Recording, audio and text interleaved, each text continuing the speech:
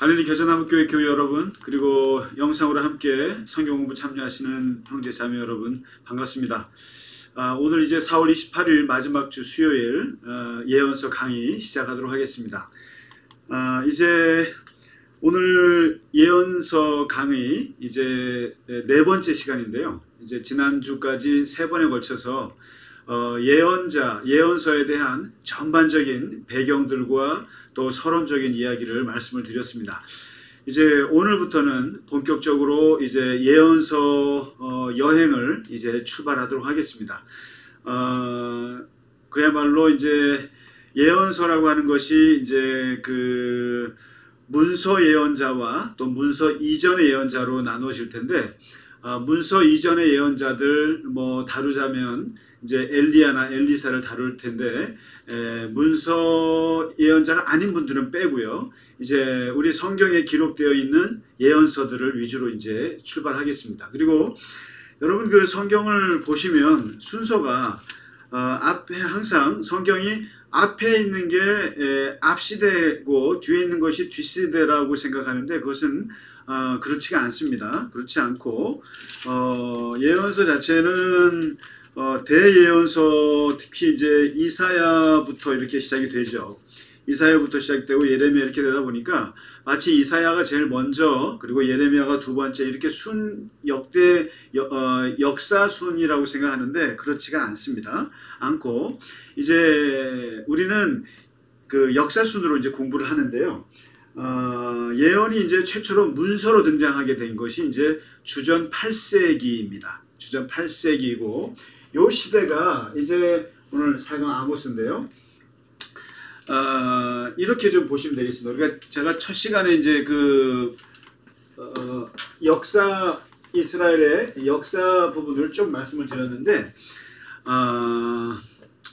그러니까 다윗과 이제 사울과 다윗과 솔로몬, 이게 통일 왕국 시대, 이제 우리 잘 알잖아요. 그 다음에 이제 분열 왕국 시대가 오거든요. 그런데 그 예언자들의 등장은 주로 이제 분열 왕국 시대에 많이 등장합니다. 그래서 북쪽을 성경에서는 북쪽을 이제 이스라엘이라고 하죠. 이스라엘이라고 표현하고, 남쪽을 이제 유다라고 하는 겁니다. 그래서 이제 성경을 보시다가 특히 이제 열왕기 상하 역사서를 보게 될 때 이제 유다, 그다음에 이제 이스라엘 하면 이스라엘을 마치 전체 이스라엘이라고 생각하시면 안 되고, 그때는 분열된 북이스라엘이고 남유다, 마치 우리나라가 지금 남북으로 갈라져 있는 것과 똑같습니다. 똑같은 상태에서 이제 이 시대에 등장을 예언자들이 많이 등장하는데, 이때 이제 주전 8세기라고 하는, 그러니까 이제 뭐 쭉 역사 주전 8세기에 북이스라엘에는 여로보암이라고 있어요. 여로보암 2세가 있습니다. 여로보암 2세. 이 북이스라엘을 처음 만든 그 왕이 여로보암이잖아요. 그러니까 솔로몬 왕에게 이제 반역을 해서 10개 지파를 데리고 북쪽에 나라를 세우죠. 나라를 세우면서 이 북이스라엘이라고 이름을 붙이고, 남아있는 유다 지파와 베냐민 지파가 둘이 합쳐서 이제 유다 왕국이 되거든요. 그럼 이제 유다 왕국의 중심은 예루살렘이에요. 그 예루살렘에 솔로몬 성전이 있고, 여기에 이제 다윗성이 있는 거죠. 근데 이제 북이스라엘은 쿠데타를 일으켜서 올라간 거니까 자기들도 수도를 세웠는데, 여기 수도를 여기 이 땅이 이제 사마리아가 되는 거죠. 사마리아. 그리고 이제 여기에 베델이라고 하는 중요한 장소가 생기고, 그리고 이제 사마리아 이제 이런 땅들을, 여기가 이제 그 수도가 되는 거죠. 북이스라엘에. 그렇게 해서 이제 이 남북이 대치되는 상황이 이제 200년, 300년을 가게 되는데, 이때 쭉 왕들 중에 주전 8세기쯤에 여로보암 2세라는 왕이 등장을 해요. 근데 이 여로보암 2세 때 아마 북이스라엘의 역사에서 가장 번영을 이루었던 왕이 여로보암 2세입니다. 그래서 이제 솔로몬 이후에 제2의 부흥기를 가져온 사람이 여로보암 2세예요. 이때는 마침 북쪽의 아수르나 남쪽의 이집트나 이런 그 제국들이 이제 좀 그 약화될 때 그 틈을 타서 여로보암 2세가 굉장히 나라를 그 영토를 확장을 많이 하고 그다음에 국제 무역을 많이 하면서 엄청난 좋은 물건들이 이제 이스라엘에 막 쏟아져 들어오면서 막 그 부가 경제적인 부가 굉장히 올라갔었을 때가 이 여로보암 2세 때입니다. 이때가 이제 주전 8세기인데 그야말로 이제 솔로몬 이후에 제2의 황금기를 구가하면서 먹고 살기는 좋아졌지만 여기에 이제 상업이 발달하고 국제적인 무역이 발달하고 그러면서 여러분 그 경제가 발전하면서 생기는 게 뭐겠어요? 경제적인 부조리들이죠. 이제 속여서 이윤을 챙기는 것들이 이제 생기기 시작하고 그리고 이제 우리가 맛보지 못했던 해외 명품 브랜드들이 막 들어오는 때입니다. 그래서 이제 돈 많은 사람들은 그런 해외에 이제 뭐 상하 침대라든가 그다음에 뭐 엄청난 좋은 그래서 이때가 또 건축의 붐이 막 일어나게 되고 새로운 막 유행들이 막 일어날 때가 바로 주전 8세기 이때입니다. 그러니까 이게 이제 오늘날 시대랑 비슷한 거예요. 굉장히 경제적으로 먹고 살기 좋아졌는데 거기에 엄청난 부조리와 부패와 타락들이 이제 막 일어나는 거죠. 그래서 여러분 이게 경제라고 하는 것이 천천히 이게 안정이 되고 발전을 해야 되는데 갑자기 급성장했을 때는 거기에 사람들이 그 경제에 따른 정치적인 수준, 문화적인 수준 이게 못 따라갔을 때 여기에 이제 천박한 일들이 발생하는 것과 똑같습니다. 그런 것처럼 이 주전 8세기를 좀 기억을 하셔야 돼요. 이때 활동했던 예언자들이 바로 최초로 예언했던 사람이 아모스고요. 아모스, 그 다음에 우리가 이제 그 다음에 다룰 사람이 호세아가 있고요. 그리고 미가가 있습니다. 미가가 있고 또 요나라는 선지자가 있고 그리고 이사야 한 5명 정도의 선지자들이 이 주전 8세기에 이제 남과 북에 이제 그 다니면서 예언 활동을 했던 이제 선지자들입니다. 이제 그 중에서 오늘 다루게 될 이 아모스라고 하는 사람은 그야말로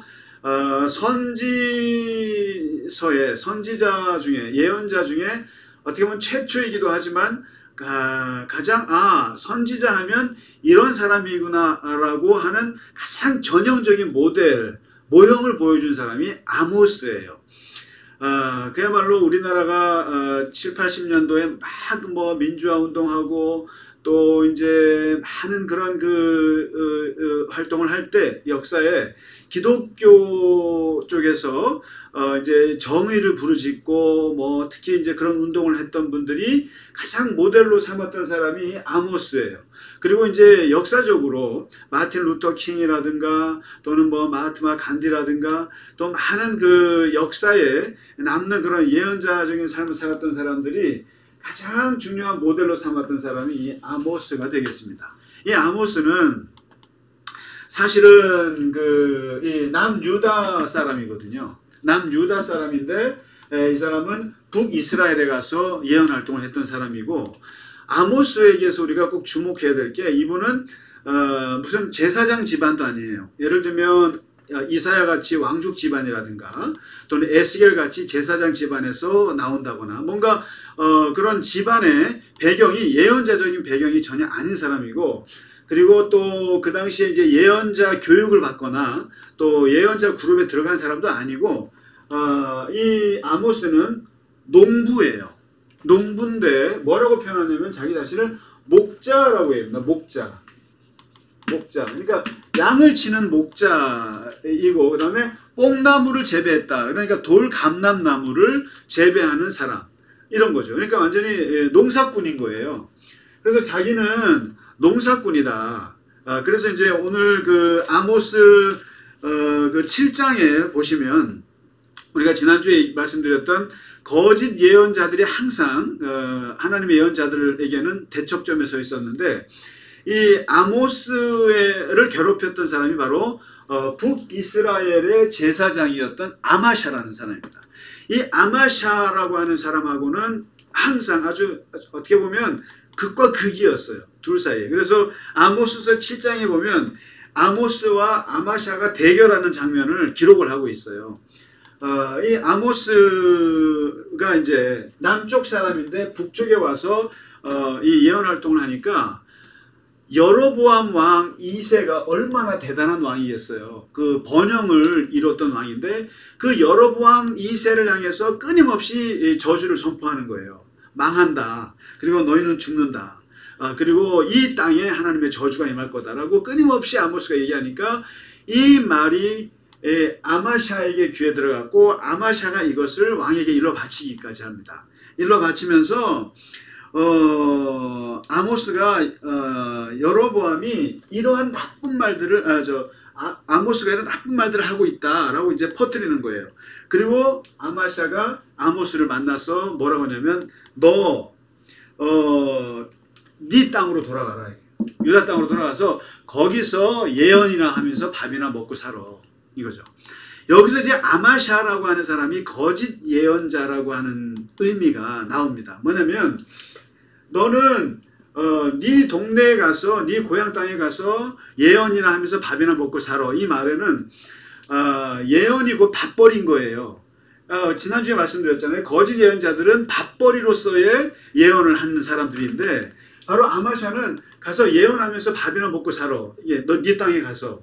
그러니까 그 사람은 철저하게 그러한 그 생업으로서의 이 예언자였다는 거죠. 그다음에 두 번째 이 아마샤가 뭐라고 말하냐면은 7장 13절에 다시는 베델에서 예언하지 마라. 베델에서 예언하지 마라. 여기는 왕의 성소다. 왕의 성소고 이 나라에 궁궐이 있다. 이 베델이라는 곳이 이제 이 북이스라엘을 여로보암 1세가 만들었잖아요. 근데 자기네는 예루살렘 성전이 없잖아요. 그러니까 정통성이 없다는 것 때문에 항상 어떻게 되냐면 이 사마리아와 베델에다가 성소를 지어놓고 여기서 예배 드려라 해서 이 베델이 그야말로 그들의 성소였어요.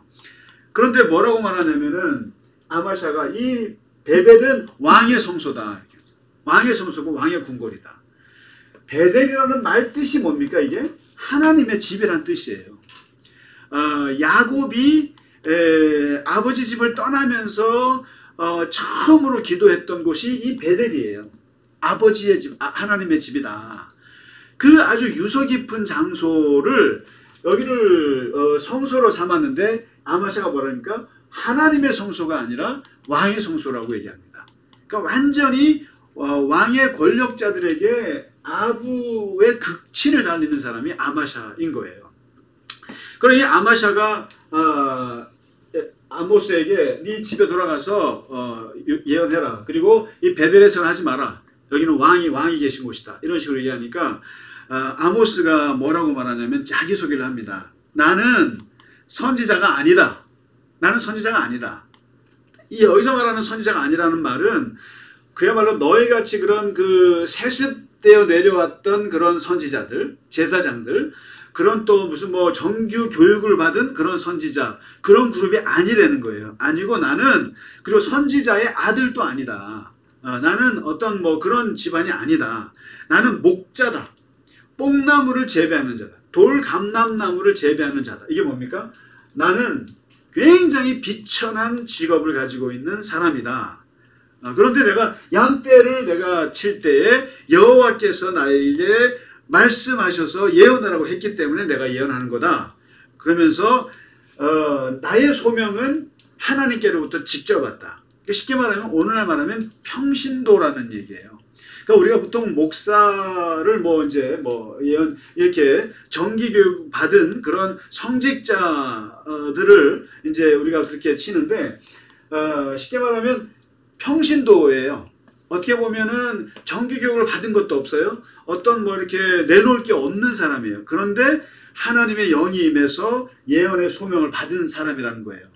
그래서 이 아모스를 우리가 많은 그 크리스찬들이 주목해야 할 이유가 바로 그런 거죠. 그러니까 무슨 뭐 아무것도 배경이 없는 사람입니다. 그냥 목자예요. 자기 스스로 소개해요. 그런데 이 아모스는 결코 무식한 목자가 아닙니다. 여러분 이 아모스서를 잘 읽어보시면 그야말로 마치 이것은 이런 거예요. 시골에 내려가서 살지만 농사를 치지만 엄청난 지식인인 거예요. 아모스는요. 그의 필치를 보면 알 수 있고 그의 글의 내용을 보면 알 수 있고 그가 지적하는 사회 비판들을 보면 보통 지식인이 아니고서는 나올 수 없는 내용들이 여기서 다 나옵니다. 아모스서가. 그러니까 은둔형 지식인이라고 볼 수 있죠. 숨겨져 있는 평신도. 그러니까 여러분 평신도라고 해서 절대 그러면 안 되죠. 목사들이나 성직자들이라고 하는 사람들이 이 평신도들의 또 이 아주 지적인 그 수준 높은 분들이 바로 이런 아모스 같은 사람인데, 그리고 이 아모스는 입이 굉장히 거칠어요. 굉장히 거칠어가지고 말을 하는데 얼마나 세게 하는지 아마샤에게 뭐라고 말하냐면 네 아내는 창녀가 될 것이다. 그리고 네 자녀들은 칼에 엎드려서 전부 다 죽게 될 것이다. 그리고 이스라엘은 반드시 사로잡혀서 그 땅에 피가 흐르게 되리라. 그리고 너희가 떠나게 되리라. 엄청난, 이게 말이 됩니까? 아마샤에게 네 부인이 창녀가 된다. 그리고 네 자식들은 다 죽는다. 이것을 대놓고 얘기했던 사람이 아모스입니다. 이러한 그 기질의 아주 직설적이고 독설적인 그 예언을 했던 사람이 아모스인데, 이 아모스라고 하는 사람이 이제 오늘 아모스서를 통해서 예언하는 것들을 한번 보시죠. 이제 내용은 1장에서부터 9장까지 9장 정도 되어 있는데 1장부터 2장까지 내용 보면은 8가지 심판을 얘기합니다. 뭐냐면 이제 지역별로 심판을 해요. 뭐냐면 이제 다메섹부터 두로, 그리고 에돔, 그리고 가사, 암몬, 모압, 유다, 이렇게 해서 이제 그 주변에 있는 그 이스라엘의 이제 이웃들이죠. 이웃들. 에돔이라든가 뭐 두로라든가 다메섹 다. 그 이웃 나라들을 쫙 심판을 얘기하다가 어디로 들어오냐면은 이제 남유다까지 오고요. 그 다음에 마지막 그냥 하이라이트로 찍는 게 북이스라엘인 거죠. 그러니까 결국에는 북이스라엘에 초점을 맞추기 위해서 주변을 빙빙 돌면서 7개 나라를 다 저주하고 마지막으로 이스라엘을 심판하는 내용이 1장, 2장에 가서 펼쳐집니다. 그 다음에 이제 3장에서 6장까지의 내용이 이제 핵심적인 내용이 나오는데 3편의 이제 심판 설교들이 나와요. 이 3장에서 6장까지 심판 설교들을 보면서 그 당시에 정치인들, 그 당시에 종교인들, 종교 지도자들, 그리고 그 당시에 정치 경제적인 문제들을 하나씩 이제 그 지적하는 내용들이 이제 3장에서 6장에서 펼쳐지고요. 그 다음에 이제 7장에서 8장까지는 아모스가 하나님으로부터 5가지의 이제 환상을 보게 됩니다. 환상을 보게 되는데 이제 메뚜기 환상, 또 불의 환상, 또 다림줄 환상, 또 여름 실과 환상, 그리고 문지방을 또 때리는 하나님의 그 환상, 이런 5가지 환상을 보는 내용이 이제 7, 8장에 나오고요. 마지막 9장에 가서는 모든 그 예언서의 끝이 뭐냐면 하나님의 구원이에요. 하나님의 회복의 메시지입니다. 그러니까 이러한 심판과 이러한 엄청난 지적에도 불구하고 결국은 하나님이 이스라엘을 사랑하시고 그들을 이렇게 회복하실 거라고 하는 9장의 메시지로 이제 마무리가 되거든요. 되는데 오늘은 아모스서는 이제 이 2주에 걸쳐서 하게 됩니다. 하는데 오늘은 먼저 아모스가 지적하고 있는 그 이스라엘의 죄악상과 그 현실에 대한 것들을 같이 보게 되겠습니다. 그 전에 아모스라고 하는 그 이름의 뜻이 짐을 짊어진 자라는 뜻이에요. 짐을 진 자, 짐을 짊어지다는 뜻입니다. 그러니까 어떻게 보면 하나님의 그 말씀의 짐을 진 사람이라고 볼 수 있죠. 자기 이름이 그런 뜻인데 한번 이제 1장부터 이제 쭉 보시면 한번 꼭 읽어보시기 바랍니다. 이제 이런 거예요. 그러니까 아모스가 하나님의 그 심판을 이제 얘기를 합니다. 너희는 아무리 내가 쳐도 돌아오지 않는다. 그러면서 양식을 떨어지게 해도 돌아오지 않고 비를 멈추게 해서 가뭄이 와도 돌아오지 않고 재앙을 줘도 돌아오지 않고 전염병을 쳐도 돌아오지 않고 소돔과 고모라처럼 그렇게 불을 내려도 돌아오지 않는 그 북이스라엘의 엄청난 완악성을 4장에서 지적을 합니다. 지적을 하면서 너희가 얼마나 악한지 얼마나 그 악이 만연했는지를 지적을 해주는데 먼저 이제 정치 경제적인 그 부조리를 지적하는 내용을 한번 보시죠. 2장 6절에서 8절 이제 곳곳에 나옵니다. 2장 6절에서 8절에 보시면은 이렇게 나옵니다. 은을 받고 그러니까 돈을 받고 의인을 팔고 신 한 켤레를 받고 가난한 자를 파는 세상 이런 세상입니다. 그러니까 의인 속된 말로 이제 쉽게 말해서 정말 하나님 앞에 선한 사람, 의로운 사람이잖아요. 귀한 사람을 은 한 양으로 팔아넘기는 시대. 그리고 가난한 자를 신발짝 하나로 팔아넘길 수 있는 시대. 이 말 자체가 지금 아모스가 바라보는 시대가 돈으로 모든 것이 다 덮여지는 세상이라는 얘기죠. 그러니까 돈 하나에 사람이 도덕적으로, 윤리적으로, 종교적으로, 신앙적으로 열심히 사는 게 아무 의미가 없는 거예요. 은 한 양이면 그냥 다 덮어버릴 수 있어요. 그리고 아무리 하나님의 형상으로 지어진 사람이라 할지라도 그냥 신발짝 하나면 그 사람을 팔아버릴 수 있는 시대. 엄청난 얘기인 거죠. 그러니까 돈이면 다 되는 세상이라는 거예요. 그 다음에 힘없는 자의 머리를 티끌먼지 속에 발로 밟고 연약한 자의 길을 굽게 한다. 그러니까 힘이 없으면 그 사람의 머리를 티끌먼지 속에 놓고 발로 밟는 시대. 그러니까 약하다 그러면 경제적으로 약하나 육체적으로 약하거나 사회적으로 약하다 그러면 언제 어디서든지 발로 밟아 누를 수 있는 시대. 그런 세상이라는 거예요. 지금 이스라엘이. 그러니까 얼마나 무서운 시대겠어요? 그 다음에 세 번째 얘기하는 것이 아버지와 아들이 한 젊은 여인에게 미쳐 돌아가는 시대. 아주 음란한 시대. 그래서 부자가 다 한 여자에게 미쳐서 막 돌아가는 이런 시대. 이런 그 음란한 시대를 얘기합니다. 성적으로 문란한 시대. 그 다음에 네 번째가 의인을 보면 학대하고 뇌물을 받고 성문에서 가난한 자를 억울하게 하는 세상이라는 거죠. 그러니까 뇌물이 그냥 흥행하는 시대. 그러니까 여러분 아시다시피 이게 갑자기 부를 이룬 시대잖아요. 그러면서 번영을 이루면서 사람들이 뇌물로 돈을 얻고자 하는 이 황금 만능주의가 판을 치는 시대라는 것을 이렇게 표현합니다. 의인을 학대하고 뇌물을 받고 그리고 가난한 자를 삼키며 땅에 힘없는 자를 망하게 하고 이게 바로 이 경제적인 그 불평등 또 경제적인 학대 이게 이제 오늘날도 이런 일이 여전하잖아요. 그래서 여러분이 만약에 아모스라는 선지자가 오늘날 이 시대에 온다면 또 대한민국이라는 사회에 온다면 무엇을 지적을 할까? 아마 제가 볼 때는 우리말의 갑질이라고 하는 거 이거 경제적인 용어잖아요. 그리고 아마 제가 볼 때는 이 부동산 문제에 굉장히 분노할 거라고 봐요.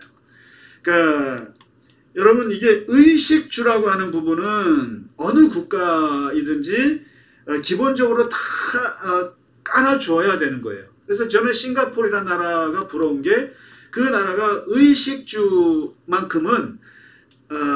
해결을 해준다는 거죠. 옷 문제, 입는 문제, 그 다음에 이게 먹는 거, 그 다음에 이게 자는 거. 이 의식주는 기본적으로 깔아주는 게 복지이고 국가가 할 일이거든요. 그리고 나서 거기에서 뭐 좀 차별이 있는 것은 그것은 사람들의 능력의 차이가 있을 수 있겠죠. 뭐 좋은 차를 좀 타고 다닌다거나 또는 뭐 좋은 옷을 입는다. 이거는 사람들의 차이가 있겠지만 기본적으로 집은 한 사람한테 집은 하나씩 있어야 하고 먹는 문제 또 입는 문제는 깔아줘야 되는 겁니다. 이게. 그런데 우리나라 보세요. 의식주에 지금 왜 이 젊은 20, 30대가 막 정부를 향해서 화가 나고 분노하는 게 뭡니까? 50%가 무주택자예요. 저는 이 수많은 집을 짓는 걸 보면서도 참 하염없이 답답하면 저 집이 누구의 집이 되나? 왜 이렇게 이러한 것들이 어떻게 반 이상이 무주택자인 거죠. 이런 나라. 아무리 집을 지어도 결국에는 거기에 고위공직자들이나 거기 정보를 아는 사람들이 그것을 다 먹고 집을 몇 채를 더 갖게 되고 투기가 일어나고 이런 사회가 되면 결국 이 체제가 무너지게 되는 거거든요. 이 부동산 문제는 심각하다고 봐요. 이 땅이라고 하는 것은 하나님의 건데 이 땅을 가지고 뭔가 이윤을 내고 이 불평등 경제 구조를 만드는 것은 심각한 문제라고 봐요. 제가 볼 때는.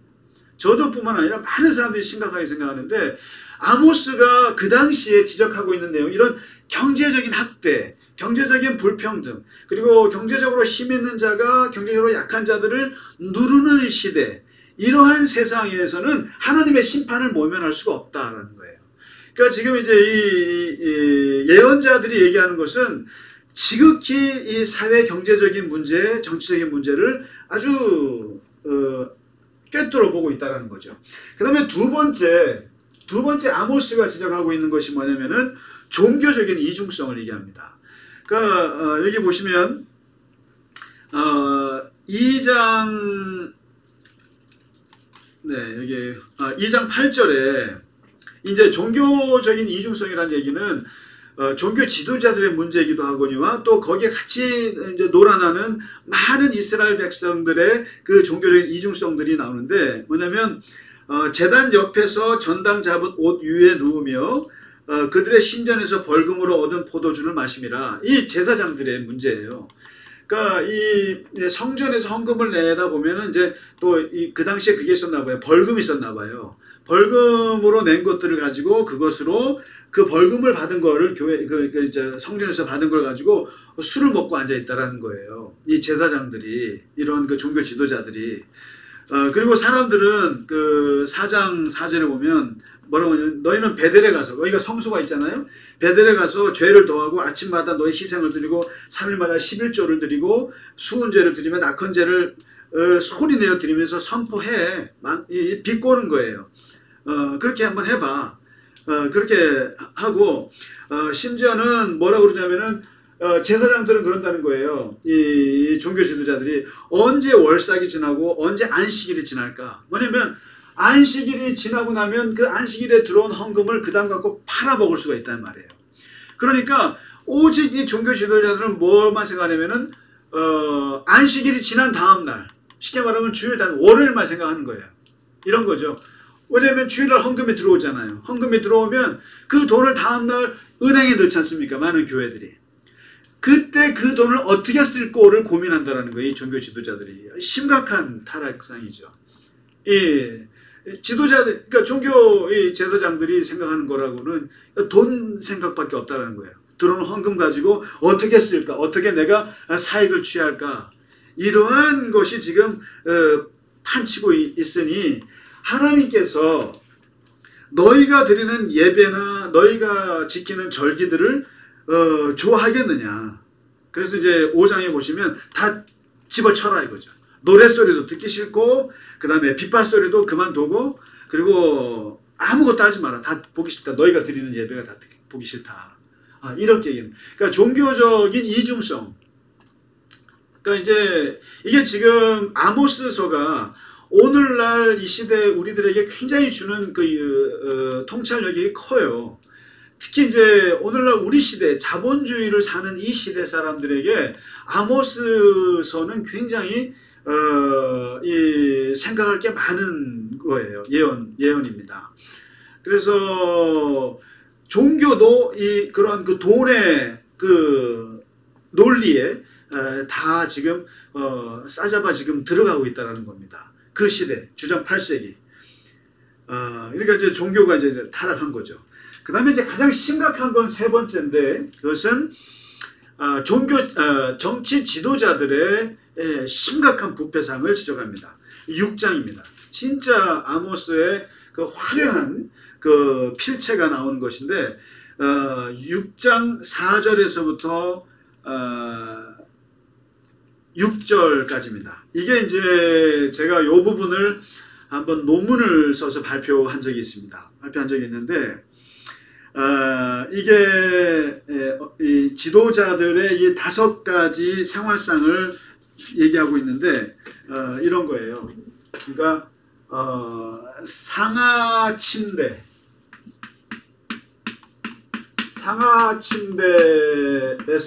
잠을 자는 지도자들, 상하 침대 최상급자들. 이게 이제 그 당시에 국제 무역이 활발하면서 그 바깥 세상에서 그 명품들이 들어왔는데, 그 명품 중에 하나가 이 상하 침대입니다. 두 번째, 살찐 송아지를 잡아먹는다. 이거 평민들은 1년에 한 번 먹을까 말까 합니다. 그러니까 가장 맛있는 고기가 살찐 송아지예요. 그러니까 여러분 뭐 그런 말 있잖아요. 뭐 영계 영계 백숙 또 늙은 백숙 그러는데, 그런 그 늙은 소가 아니라 아주 살찐 송아지. 그건 잔인한 거죠. 잘 자라야 할 송아지가 제일 맛있다라는 거예요. 어떻게 보면 잔인한 겁니다. 이게 음식 문화. 그러니까 이게 뭐 영계백숙이라는 것도 저는 그렇게 좋아하지는 않습니다. 이게 아주 그 한참 잘 자라야 할 어린 짐승들을 잡아먹겠다는 거 아닙니까? 맛있다고. 나쁜 거죠. 그러니까 이 살찐 송아지, 이게 고급 이런 걸 매일 먹고 앉아 있는 거죠. 그 다음에 화려한 비파 음악, 비파 소리의 음악, 그러면서 이제 다윗이 비파 악기 연주자였잖아요. 그래서 이제 다윗의 음악이 클래식인 거예요. 자기네 클래식. 그래서 그 다윗처럼 자기도 또 비파를 이렇게 하면서 클래식 흉내를 낸다는 거죠. 화려한 음악. 그리고 대접으로 포도주를 마십니다. 거의 중독 수준의 음주 문화. 대접 술 문화. 대접으로 그냥 술을 마시면서 먹는다는 거죠. 그 다음에 이제 몸에는 귀한 향수를 몸에 바른다는 거죠. 이게 이제 요 5가지의 요게 이스라엘 말로 마르제악이라고 합니다. 이게 바로 이 아주 극상층 지도자들만이 누리는 그런 문화를 얘기하는 거예요. 이게 그 당시에 상하침대, 살찐 송아지, 그러니까 이게 주거 문화가 이렇다는 거죠. 그다음에 음식 문화, 살찐 송아지, 음악 문화, 비파 클래식, 그다음에 술 문화, 그다음에 향수 교제 문화, 이런 것들이 파티할 때 이런 것들을, 이러한 극상층 0.5% 안에 들어가는 사람들의 이 지도자들의 이것을 이제 비판하는 거죠. 그러니까 오늘날 우리 사회에서도 소위 말해서 이 명품 문화라고 하는 것도 심각한 거예요. 그리고 이게 뭐냐면 이 반대로 말하면 잘 데가 없어갖고 길거리에서 자는 노숙자가 있어요. 살찐 송아지가 아니라 뭐 지나가는 뼈다구 하나도 못 먹는 사람들이 있어요. 이걸 얘기하는 겁니다. 비파 음악이요? 그냥 음악 소리 듣지도 못한 사람들이 있고, 술 입에도 못 마셔본 사람이 있고, 향수는 꿈도 못 꾸는 엄청난 백성들이 있다라는 거예요. 이래서 문제라는 거예요. 이들만이 이걸 누린다는 거예요. 독점적으로. 이런 것들을 이제 아모스가 지적하는 거죠. 그러면서 마지막 이 지적에 아주 칼을 꽂는 말이 있어요. 그게 뭐냐면 다 좋다 이거예요. 상하 침대에서 자고 살찐 송아지 먹고 비파 음악 듣고 대접으로 술을 마시고 향수 바르면서 너희들끼리 즐겁게 노는 거 좋다 이거죠. 그런데 6장 6절의 마지막에 아모스가 지적하는 극상층 지도자들의 심각한 문제는 뭐냐면, 이렇게 향수를 몸에 바르면서 요셉의 환난에 대해서는 근심하지 않는다. 치명적인 지적이에요. 요셉의 환난이 뭡니까? 요셉이 뭐냐면 바로 이스라엘 백성을 얘기하는 거예요. 이스라엘 백성들. 이스라엘 대다수의 백성들의 백성들의 환난 뭐예요? 잠도 제대로 못 자고 먹지도 못하고 뭐 제대로 누리지도 못하는 그 수많은 백성들의 환난과 고뇌와 그 힘든 고난들에 대해서는 관심도 없는 자들이다. 관심도 없는 자들이다. 바로 이게 이 지도자들의 가장 어느 시대나 심각한 문제가 바로 백성들의 그 아픔과 백성들의 그 고난에 대해서는 관심을 안 갖는 지도자들의 모습인 거죠. 아모스는 그것을 지금 신랄하게 지적을 합니다. 상아침대에서 자고 살찐송아지 먹고 정말 막 엄청나게 불을 뿜는 거죠. 바로 모든 그 이 사회의 모든 문제들은 이 불평등이라고 하는 문제가 심각하게 나오는 겁니다.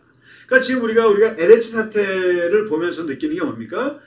그들이 집을 갖는 게 문제가 아니라는 거예요. 그들이 집을 두 채, 세 채 갖는 문제가 아니라 대다수의 국민들은 그런 집이 한 채도 없다라는 거예요. 없는 것에서 오는 엄청난 분노인 거예요. 지도자들이 살찐송아지 먹을 수 있죠. 상하침대 잘 수 있죠. 그러면 대다수의 백성들도 같이 골고루 살아줘야 되는데 너희들만 이게 바로 0.5%예요. 0.5%의 극상층 지도자들만 누리기 때문에 하나님의 심판을 비껴갈 수가 없다. 하나님의 심판이 이런 것이다. 그러니까 이게 이제 예언서라고 하는 것은 우리가 가장 오늘날 우리 시대에 가장 맞는 말이죠. 하나님의 영을 받았다고 하는 것이 예언자들이 그냥 엉뚱한 얘기를 하는 게 아니에요. 아주 사회의 중요한 부분을 얘기하는 것인데 바로 이 지점을 이것을 바로 이러한 아모스의 지적과 아모스가 이렇게 이제 종교 지도자들에 대해서 정치 지도자들에 대해서 그다음에 그 사회 경제적인 지도자들 그리고 경제적인 부패 이런 것들에 대해서 쭉 얘기하는 그의 하나님 말씀의 가장 그 중요한 포인트가 바로 뭐냐면 바로 이것이 정의라고 하는 것입니다. 정의. 그래서 모든 예언자들이 이제 그 지적하는 관점들이 달라요. 예를 들면 호세아는 하나님의 사랑에 대한 얘기를 하고 또 뭐 미가가 또 포인트가 다르고 또 이사야가 다른데 대부분 기본적으로 이 정의라고 하는 것이 깔려 있는데 이 정의는 두 단어가 있습니다. 정의와 공의라는 단어가 있습니다. 공의. 정의는 히브리어로 제가 히브리어 자체는 못 씁니다만은 미슈파트라고 합니다. 미슈파트. 그리고 공의는 제데카예요. 제데카. 이 정의라고 하는 것은 많은 대다수의 사람들이 골고루 누릴 수 있다고 하는 면에서 그런 면에서의 정의인 거예요. 그래서 이것은 영어로 justice라고 얘기합니다. justice. 우리가 이제 뭐 분배의 정의다, 경제적 정의다 이런 거 말할 때 이게 미슈파트입니다. 미슈파트. 그러니까 지금 상하침대를 0.5% 극상층 지도자들만 누리지 말고 대부분이 누릴 수 있는 이게 정의라는 거죠. 그리고 살찐송아지 백성들도 1년에 몇 번을 먹을 수 있게 해줘야 된다는 거, 이런 것들이 이 정의를 얘기합니다. 서로가 어느 정도가 골고루 나눠져 가질 수 있는 이러한 것들이 하나님의 이게 정의, 미슈파트. 이것이 모든 예언자들에게는 있고요. 그 다음에 이 공의라고 하는 것은 제데카인데 이것은 영어로 righteousness라고 합니다. H-E-O-U-S N-E-S-S가요? righteousness. 이것은 타인에 대한 하나님의 어떤 그 자비 그리고 타인에 대한 어떤 그 친절함, 타인에 대해서 베풀어야 할 마땅한 의무, 이것이 이 공의입니다. 제데카. 그래서 여러분 그 제데카라는 말은 이것은 구제라는 뜻도 같이 있어요. 구제. 그래서 이 제데카라는 말이 공의와 구제. 그래서 이스라엘 사람들은 이 공의의 전통이 굉장히 강해서 남에게 뭔가 기부금을 준다, 남에게 뭔가 돈을 준다, 베푼다라는 것을 절대로 자선이라고 하지 않습니다. 르하임이라고 하지 않아요. 자선이 아니라 이것은 제데카입니다. 하나님의 당연한 공의이고 우리가 마땅히 베풀어야 할 의무라고 가르치고 있죠. 이게 정의다. 그래서 우리가 누군가에게 베풀어주는 것들을 이것을 나의 어떤 그 자선이라고 말하면 안 되고 제데카입니다. 당연히 저 사람은 나에게 받을 권리가 있고 나는 저에게 줄 의무가 있습니다. 그런 의미에서 이스라엘 사람들이 기부금 문화가 잘 되는 이유가 바로 의무니까 당연히 그냥 아깝지 않게 내놓는 거죠. 그게 뭐냐면 거기에서 이제 하나님의 정의가 이루어진다고 하는 거죠. 이게 서로가 살 수 있도록. 그래서 이제 그런 그 기본적인 첫 메시지를 준 사람이 아모스이다 하고요. 그래서 이제 오늘은 짧은 시간입니다만 아모스가 이렇게 경제 정치적인 그다음에 종교적인 그다음에 그다음에 이제 정치 지도자들에 대한 여러 가지 것들에 대한 하나님의 그 정의에 대한 지적을 하고 이제 다음 주에는 아모스가 그러면 어떻게 우리는 해야 되는가? 너희들은 어떻게 돌아와야 되는가? 어떻게 다시 정의롭게 돌아와야 되는가를 그 회복의 메시지에 대한 부분을 같이 공부하도록 하겠습니다. 네, 긴 시간 함께 참여해 주시고 공부해 주셔서 감사합니다. 다음 주에 또 뵙도록 하겠습니다. 고맙습니다.